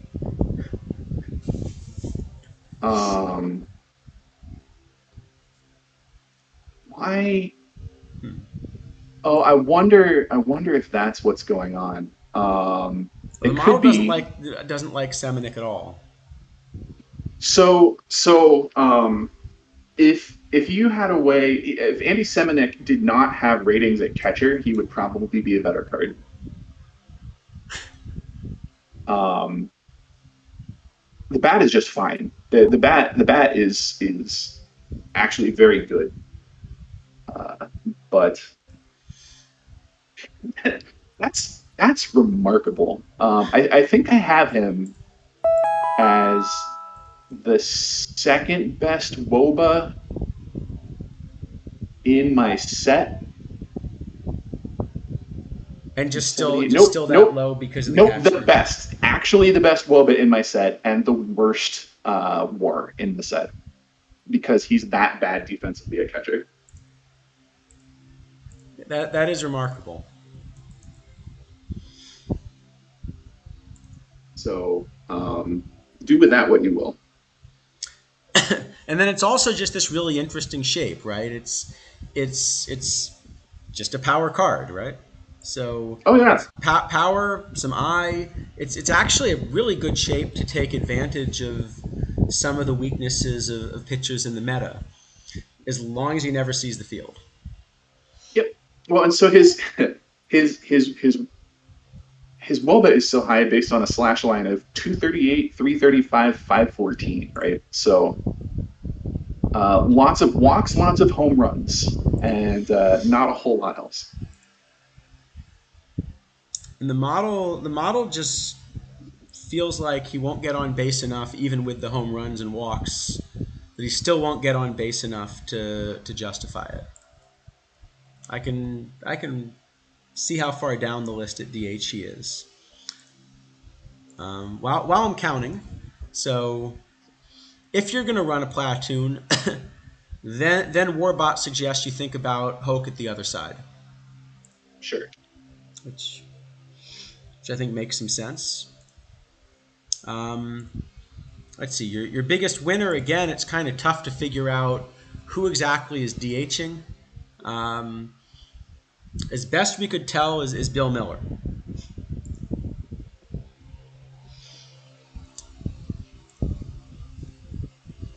Let's see, so Seminick. Yeah, that's believable.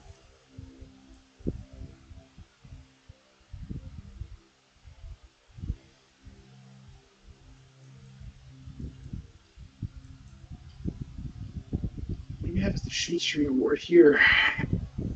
Yeah, the model. Okay, I just can't find Seminick in the model. I'm afraid. Yeah. All right. Let's see. Budget pick again. Most of the cards we're talking about are on a good budget. You can get Salkeld for under 100 and use him in Iron as well. So that's pretty easy. And as for what we're actually running, uh, so this is where I decided I wanted to run Yount. Sure. I think if you're gonna run him, that's a good place to run him. It's funny because the model does say that Yount is also the top center fielder, even with all of the problems defensively. Hmm. That is interesting. Um, and then I guess you're running Hafey? I am running Hafey both ways. He's got a slate reverse split in his bat, so as been very helpfully pointed out to me, if you're running him at all, you're running in VR for sure. And then like, all right, well, I guess I'm running him both ways then because his VL is just fine. And in theory, that's in most situations the strong side of the platoon split anyway. That makes sense, yeah. Um, yes, yeah, I did actually take somebody who didn't have a ton of eye and does avoid strikeouts here, but I swear he does other things well. Yeah, like he's a good locker room presence. Yeah, Um, absolutely.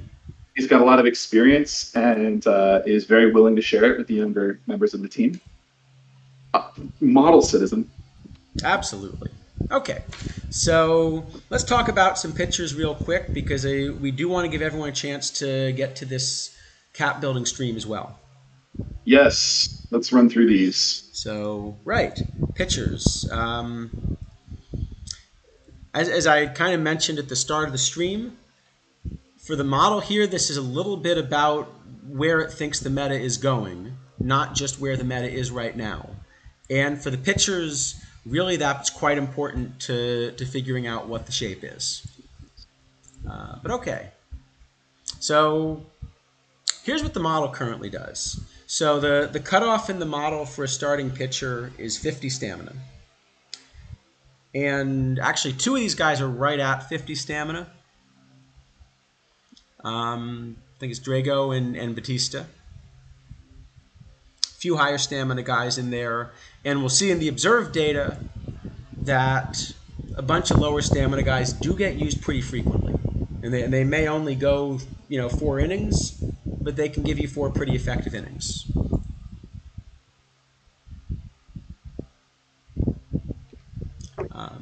Sorry, I'm quiet. I'm watching my perfect league aspirations go up in smoke to a team that's much worse. but they're good locker room presents. Yeah, you need those.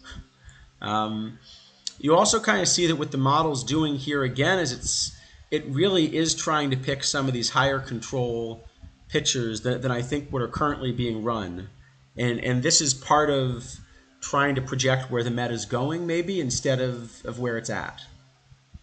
Yeah, If we look at where it's at in the data, we see something a little different. So one is that yeah, a few low stamina guys show up really well here, right? We got Eli Morgan at the top, who I'm thinking of as a reliever. Twitchell, I think most people are using as a reliever, right? seems likely. They should be.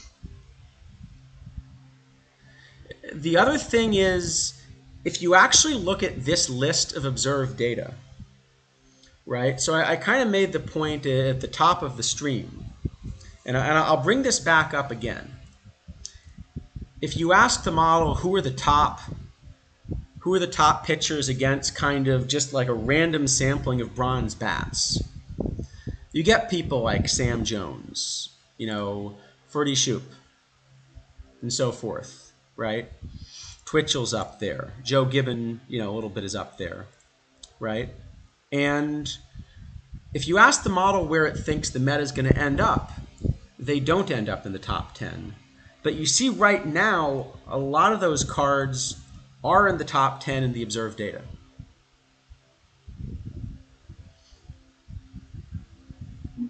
And so I think this is one of the places where it really is worth keeping in mind kind of how the model works here.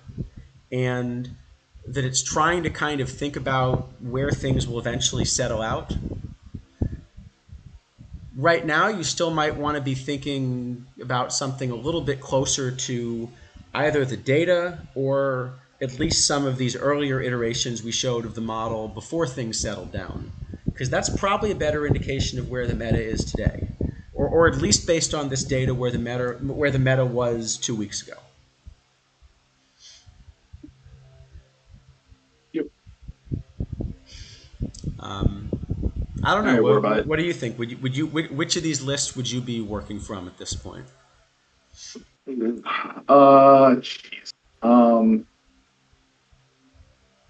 I mean, uh, most of the pictures that I'm running are on the observed list, so Okay. that one, I suppose. That makes sense. And I guess we don't need to think that hard about, sort of the real splitty guys because you're probably not going to run them. But, if you do find yourself thinking about running someone very splitty, I guess we can kind of give you a suggestion. Um, let's see. Whoops. Why did that not pop up? Try that again. So okay, so if it turns out that you really are going to have some kind of platoon edge, you could look at guys like Steve Trout even. Um, as you notice, in a very very limited sample, Trout kind of gets lit up, probably because right-handed bats do exist. Do they? Yeah, I guess they do. So Yeah, Ozzy, you that's don't. a good point. We don't have a great way of detecting openers here. I guess we're looking a little bit at average innings pitched as well. Yeah, so um, just gonna another quick shout out to Angry Unicorn and the work that he did. One of the things I always thought was particularly interesting was how he decided to kind of draw the line between pitchers that we count as starting pitchers and pitchers that we count as relief pitchers. And part of that, frankly, a lot of that has to do with openers. And there's some like more philosophical questions, like do we want to call these starting pitchers, or do we want to split them between like small volume pitchers and large volume pitchers? Um, I don't know. Like it depends on what you're trying to get out of it, I guess. But for the most part, at least in Out of the Park, we're still like you don't really have planned bullpen days. It's just like either a starter or a follower that you're expecting to, all being well, pitch, I don't know, some 80, 90 pitches. Um, so then you got the questions of like, okay, well, if you start games but only pitch, I don't know, an average of 40 pitches, are you a starting pitcher? If you pitch an average of 30 pitches, are you a starting pitcher? Well, you started the game. Is it useful for data analysis to consider you a starting pitcher? Probably not. Um, and some of it gets really subjective. Like, I'm just going to talk about silver again for a quick moment because that's what I'm most familiar with. What was the new card? I think it was Santa that came out that has relatively low stamina, is excellent as a starting pitcher, except that he rarely gets out of the fifth inning because his stamina is low and his control is low. So do you consider him a starting pitcher, even though like he puts up like 20% quality starts in his appearances? Or is it more useful to consider him a reliever? And I think at the end of the day, it's just a question of what's useful for your analysis, right? Like if you're looking to build your own data setup or model or whatever, you should build it toward whatever is useful for you in your team building. Yeah, I think the other. So I think there are a couple other points here to consider, right? One is that in 23, these low stamina guys actually do end up having to come out of the game after 4 innings a lot more often, right? Last year you'd start Satchel Paige, you'd start Bill Bonham, and they would just throw Oh 110 yeah, yeah. pitches. Why not? Yeah, there is actually a significant, and I think this was also part of why people were running like 13 and sometimes 14 pitchers for a while. In addition to the run environment change, was like we're used to it being okay to run pitchers with 35 stamina as starters, and I mean you still can obviously, but you've got some reckoning as a result on the back end. Um, I'd rather have 4 good innings than 6 minute innings. Yeah, that's true. And there are advantages to running starters that have relatively low stamina. Like, if you have 45 stamina as a starting pitcher, you're not going to get through the lineup 3 times. So whatever the penalty is for, uh, pitching to the same guy for the third time in a game, you're just not going to hit it. And that's nice. Yeah, I think the other thing is, yeah, both. So in general, at least in bronze right now, your bullpen tends to be better than your starters, right? And this is something that actually does depend a fair bit on exactly which kind of tournaments you're running. It's not as big of a gap in bronze as a lot of other places. The starters are about the same quality as the bullpen arms to begin with. Although when you run that starter out of the pen, right, it does get recalculated based on their couple best pitches, and so that starter will become a little bit better. I saw a question about sort of batters faced. That's also a little bit tricky because the game engine actually still wants to enforce a certain number of batters faced, even for the really, really low stamina guys. I think mainly because if it were possible otherwise, you could play all sorts of weird games with opener lineups and things like that, just by Yeah. running somebody with 2 stamina as the follower. So just for my own data set, which is not like my data is in here, but this does not reflect the way I have mine organized necessarily. I think I treat anybody that throws more than 40 pitches in an average appearance as a starting pitcher, because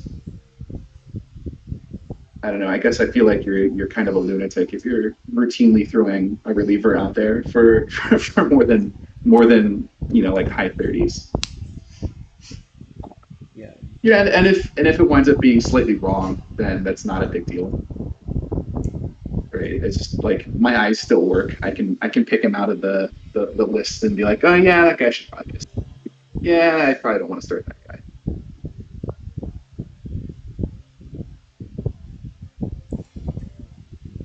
Who lets relievers throw more than 30 pitches? I think the short answer to that is people that run 12 pitchers, and some of them are starters with significant stamina, right? Like you'll run into spots where you just have to get pitches out of people.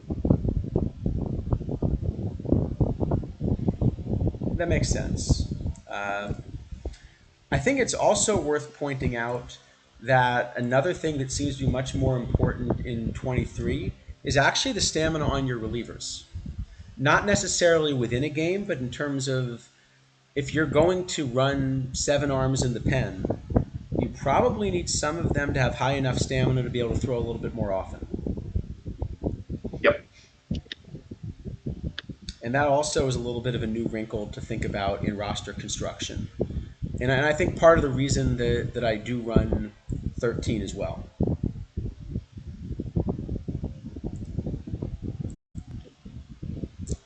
So, okay, to sum up, we'll tell you what we're running, but do you tend to lean more toward kind of what the model's doing here or what the data are doing here? Or do you think the meta Oh, is I'm maybe leaning. really in between?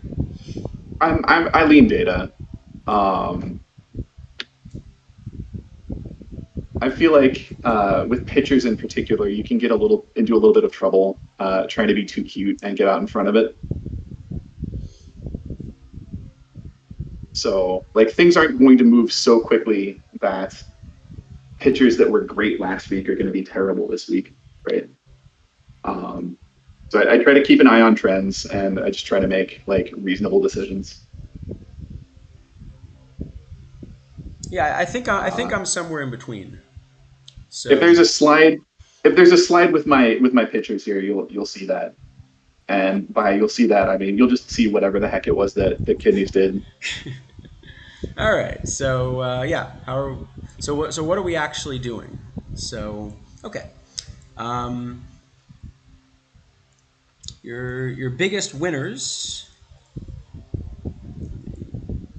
Then That's not. I should not be like so thoroughly abdicating responsibility for this roster. Um, I just think with the pitching in particular, Ben did a very good job putting his staff together. yes, your biggest winners, of course, are going to be more from that data list as well. It's interesting that Eli Morgan's up there. So it seems like a lot of people are looking at Morgan as a starter. It's it's interesting, but it's not that interesting, right? Like Eli Morgan, I think is pretty well known at this point. Certainly across cap formats, but also in just like bronze best of seven for being ridiculously overstated for his overall. I actually, because of his stamina, I like him even more in cap formats as kind of a bullpen ace. He's just unbelievably good in cap formats in general. So all right, some budget picks again is pretty much everyone. Um, Yep. so you know, all right. So what are we actually doing here? I want to say I'm running a bucket full of left-handed pitching. Yeah. So you're doing something like what you did with Silver, where you're trying to run all lefty starters and all righty relievers, right? Yeah, and I think it works a lot better here because the silver pitchers are much more clearly viable. Oh my god. Yep. Yeah, we're just losing in five. This game is terrible. Why do I need? Oh, Yep.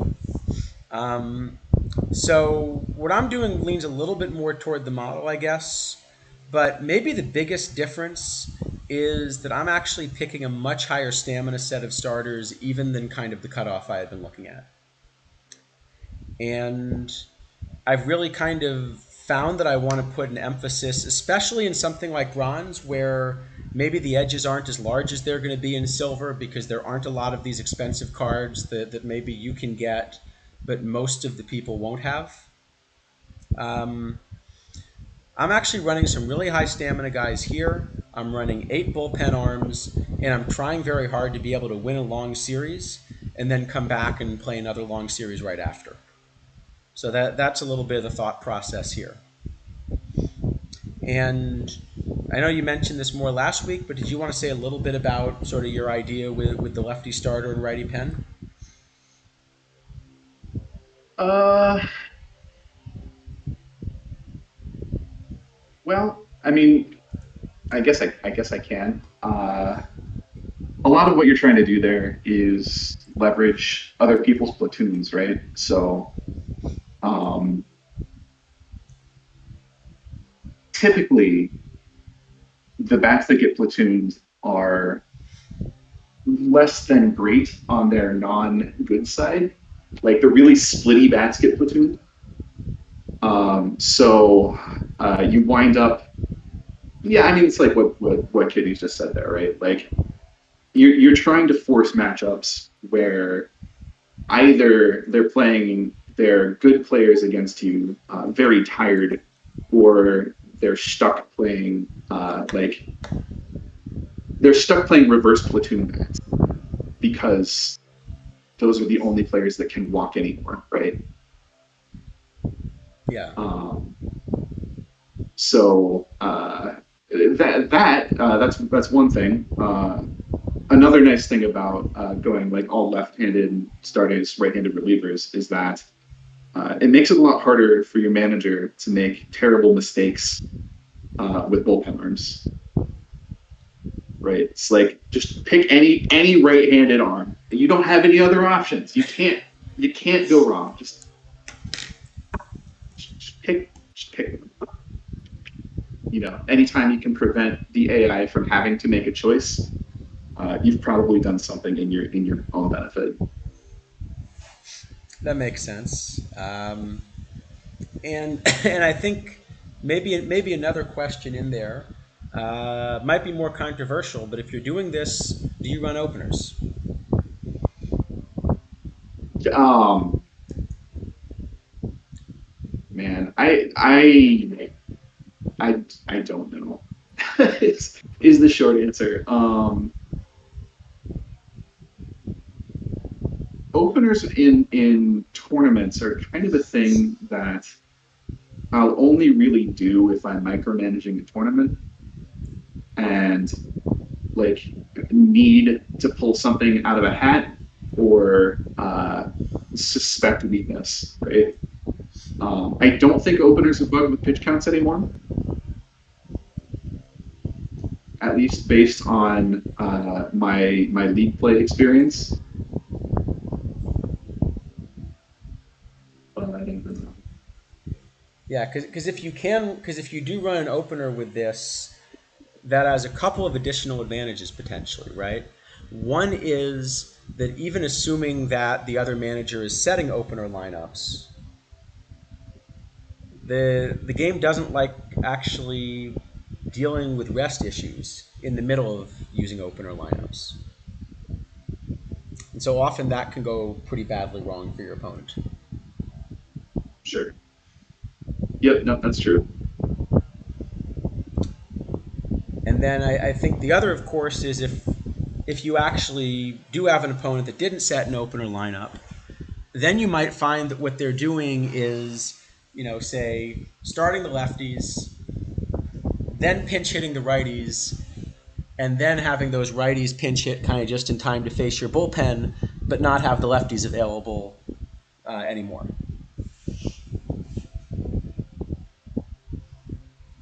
So,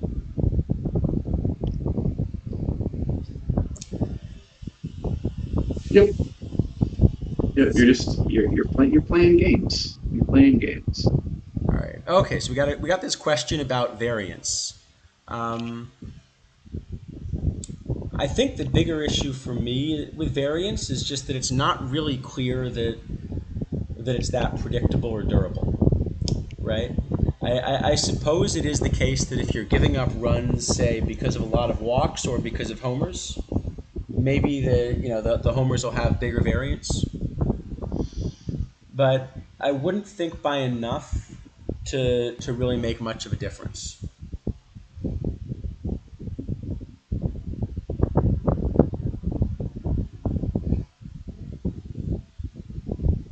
I don't know, Mike. Sorry, Any thoughts? I was only like halfway paying attention there. Right. I'm all the way on life tilt right now. Oh, okay. This is what happens when you schedule this like right on top of what winds up being just a fantastically terrible World Series. Okay. I Sorry. apologize. This is not this We'll is have this safely on Thursdays going forward. I hope. yeah, this is not very professional of me, and I apologize. And then Obelisk. Yeah. As for sort of this, position player pinch hit starting in the fourth, that could make a lot of sense for dealing with openers. But actually, in the uh, in the strategy I mentioned that Mike could run, where you open, say, a righty into a lefty with the righty bullpen, that actually is going to work out worse because you're going to end up bringing in, you're going to end up pinch hitting a bunch in the fourth, right? And then wishing you could actually get your starters back a couple innings later. So, anyway, good. Let's talk relievers real quick, and then see if we can actually get this out around the time we were hoping for. So, all right, relievers. I think you're going to see a pretty similar thing to what we were seeing with the starters, where again, what the model wants to do is the model wants to find some higher control relievers. Now you'll notice the model doesn't do as good of a job of it here, and I think that's mainly just because there aren't as many of them that are in the sample. A lot of the relievers here, unlike the starters, I think a good part of that is for whatever reason in the way they balanced the ratings this year. It seems like the live bronze and iron relievers are generally the best relievers in the sets, whereas the historical starters are the best in the sets. Yep. So maybe what that's really telling you is that relievers in Major League Baseball don't throw a lot of strikes. But Uh, yeah, I don't know. I'm not going to pretend to know how uh, live players are mapped to stats and like why it's so absurdly different than historical players. Like even recent historical players. yeah, there's definitely some kind of switch in the ratings, and that's maybe a discussion for another stream. But again, if we compare this to the data, right, what we see is that in the data, actually these low control relievers are still doing just fine, and that focusing on sort of movement with some stuff and not having a lot of control is still a perfectly good shape for an effective reliever in bronze today, right? Whereas the model says, yeah, maybe that's true, but give it a month and suddenly you're going to want these high control guys. I guess that's a prediction we'll get to find out about, right? I suppose we will. So, in particular, a card like Brian Baker here, again, one of these live relievers, but it's just a completely different shape than the shape the model wants to see a reliever in the long run. And here, maybe it is a little bit more worth thinking about a lefty or righty specialist. And you notice again that the model here kind of isn't picking any of these two-sided guys, right? You got Sam Nahum and Paul Fry as particular specialists. So you notice, I guess we mentioned this at the top, but half of your batters are right-handed, a little over a quarter left-handed, and a little under a quarter switch hitters. So Yep. there is perhaps a little bit of room for a lefty specialist here, but it's not really clear there's enough room for lefty specialists to want to do that. And I think you can kind of see that, Paul Fry is getting lit up even in this limited sample. Yeah, I just don't like specialists in quick tournaments in general.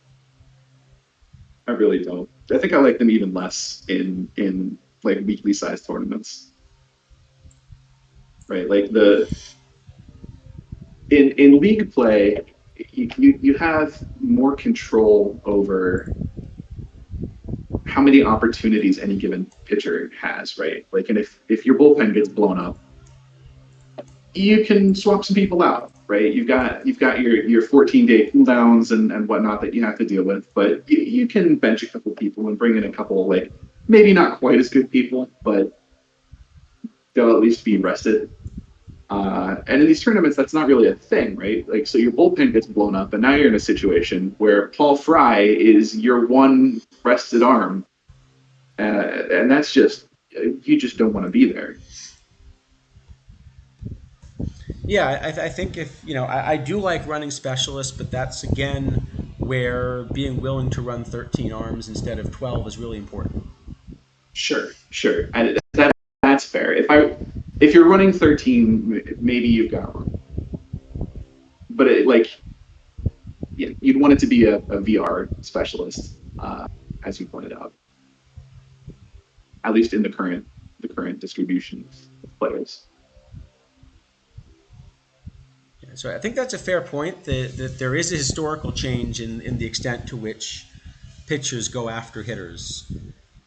My understanding was that this was already supposed to be baked into the ratings. And the kind of the ratings are for historical players come out of comparing them to their contemporaries rather than to modern players. But that would be a really interesting thing to ask some of the developers, right? It would. I think it'd be really interesting to sit down and assuming they'd be willing to answer some of these sorts of questions. So, all right. So, I guess to finish up, um, what have we actually got here? All right, budget picks. Again, it's really simple. You can, you can essentially just, take. Where did that go? There it is. But budget picks, you pretty much can take all of these guys. Um, Most of the key relievers are live cards anyway, so you can pretty much get them for 25 to 30 points, right? Um, so what are we actually running? Well, as I mentioned, I am running 8 in order to be able to try to focus on some of these long series. You're running 7. So I noticed we're both running Eli Morgan out of the pen, even though he Yeah, does have the stamina if to be an effective starter. if I was not running all left-handed pitching, I would be running Eli Morgan as a starter. I think that's the only important thing I have to say there. Card is very much a viable starter in this format.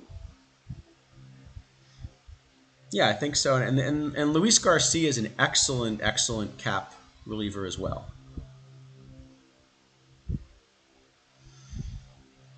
I think the other thing that we see is we're both running a bunch of converted starters, right?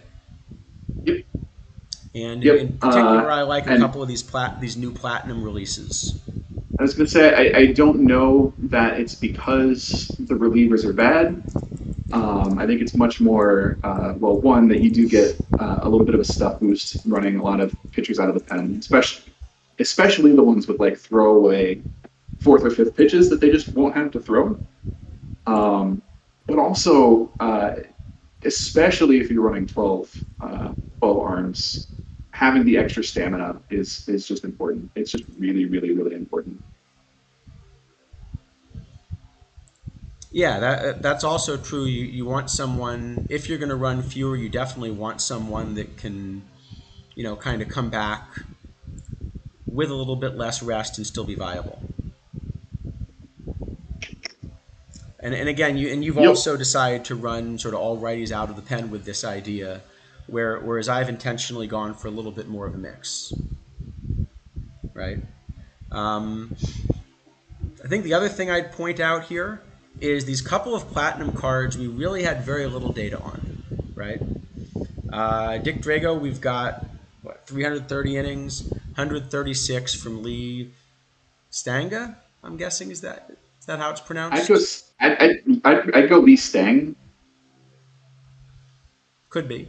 Um, If I wanted to be very silly about it, I'd say Lee Stange. Let's see if I can find. yeah, I couldn't find anything when I looked for this earlier. Um, that's also a card It's where it's where, it's where you Stang. see. Go ahead. Okay, It is Lee Stang. It is okay. Lee Stang then. That's also a card where you notice for a few of these with small samples this BABIP is way out of proportion, and I think that can also be a good hint in the data here for the ones that maybe are over or underperforming a little bit, right? Um, so Stang is almost exactly the kind of card where the model loves him, and you know the data just says not yet. Yeah. Sturdivant, So go just ahead. one quick thought about that. Um, I do like, and you can sort of see it in the array of pictures here that I have. I think it's important to run a mix. Um, and like at the risk of going down a rabbit hole while we're trying to like pass the baton off to the other stream here. Um, I think it's important to have some like control heavy relievers on your team because they're going to be more stable, right? Like all pitchers will get blown up, but the heavy control pitchers will at least like throw more useful pitches and get further into games typically. Whereas like a Jorge Lopez, who I like a lot and is very effective a lot of the time, will sometimes come out and throw 12 straight balls and receive the hook. So Yeah, rotation. that's a good point. I you know Who's I had the remember most last year success as winning much as packs? Java was an incredible bullpen arm in almost every format. The one big issue is when he got blown up, he completely blew up. Yep. Yeah, it's very very useful to have. Like you want to have some less stable kind of high roll arms like Lopez and Sam Jones is another good option. And then you want some like more stable, more predictable um, options, right? You want to get your big innings in without while kind of minimizing at least the risk of running through your whole bullpen in 2 games. That makes sense. So we saw a couple other questions we got. So about Sturdivant, the Platinum Series Tom Sturdivant. That's a really good example of a card where, again, I sort of mentioned if you look at the cards the model likes initially, Sturdivant is just barely off this list. Sturdivant would be 11th here. If you look at the cards that the model likes after kind of iterating a long time and seeing where things settle out, he's much further down that list because that's a much more control heavy list, right? This is more a stuff and movement list to some extent. And that's the Sure. same thing we So saw in the data for starters, right? That right now stuff and movement is working. And then WARBot says, yeah, but once everyone kind of figures this out, the meta is going to shift and you're going to want stuff and control. yeah, and that may be true, but like if the question is like is Sturdivant good today, I think the answer is kind of yeah. I'm looking at my observed starter data, and honestly, I have him as like maybe the fifth best starter. If it's important to you to get through like 5 or 6 innings, right? Like that's sort of discounting a couple of the like particularly low stamina guys like Joe Gibbon, for example.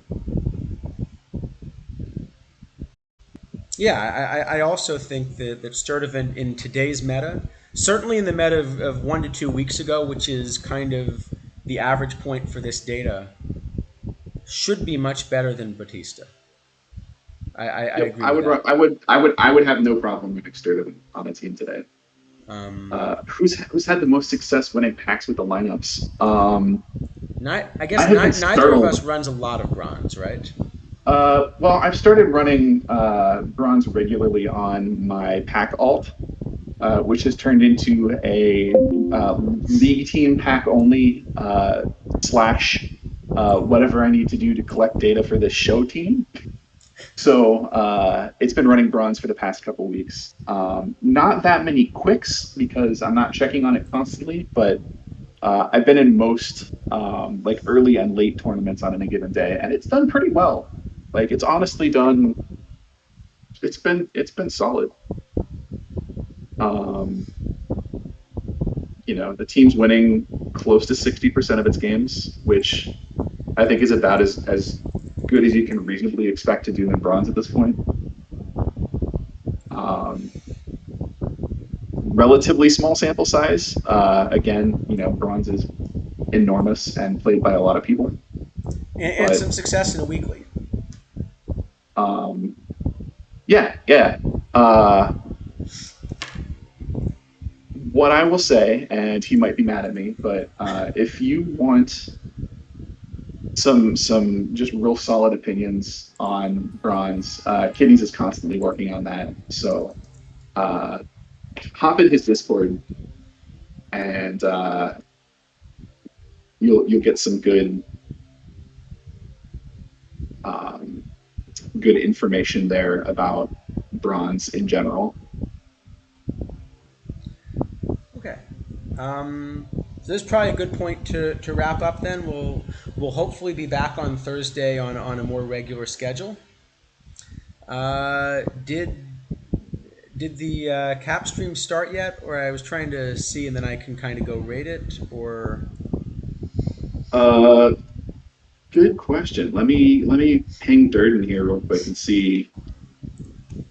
So they were going for maybe like 7 central. So I'm guessing they're not going yet. not going yet? Okay. So assuming we don't want to try and have this out an extra half an hour, which I think would be No, I think ridiculous. think we're probably okay on that. I would encourage folks to hit up the main Discord. Uh, there, I believe, is a link in there. I don't know why I'm not looking. I'm just, making stuff up. Yeah, there we go. Here is Durden's page, his Twitch page thing, and yeah, there's going to be what I expect will be a great show on how to build a cap lineup, which I would, Vicarious 16 has just mentioned cap stuff would be good, and I'd love to talk about cap teams. For me, it's a lot more fun to build cap rosters than just about anything else because the decision space is so much bigger and more interesting. I think it's they have more staying power as well. Like it's really really hard to properly solve a cap format in the same way that like iron feels solved in about 2 weeks and bronze feels solved in about a month. Um, Caps are fun the whole cycle. So if you have any hesitation about throwing yourself into caps, but think that maybe with a little bit of help, you'd have a good time. Please go check out Durden's stream. I want to say Astor will be there as well. Who is one of the, if not the best tournament player, he's certainly one of the top few, and I'm sure he'll have some uh, really really useful things to say. There was someone else who I'm not shouting out because I don't remember, and I'm going to feel really bad about it. But Oh, is that Christophoros Yeah. is also there? Okay. Um, yeah, so it's a really really uh, bright, really skilled, experienced group of people, and uh, you're doing yourself a disservice if you don't check them out. So um, if you missed the link here, go find it in the tournament section of the main Discord. Uh, yeah, if anyone has any sort of last minute questions here, we have a brief Q&A if anyone has questions about specific other formats or wants to know that Mickey Templeton is great in silver. Um, we can chill for a bit, but otherwise, I imagine you want to get to bed soon here. Yes. So, Great. Well, that thanks again. Let me see if I can successfully raid. It looks like sure. there's a stream we can jump in. So great. Thanks a lot, and hopefully we'll see a bunch of you Thursday. Yeah. If you have requests about what format we should cover next, just ping us on the main Discord or DM us. And well, really, what you should do is send us data. But other than that, yeah. See y'all next time. Let me see if this raid worked. Did this raid work?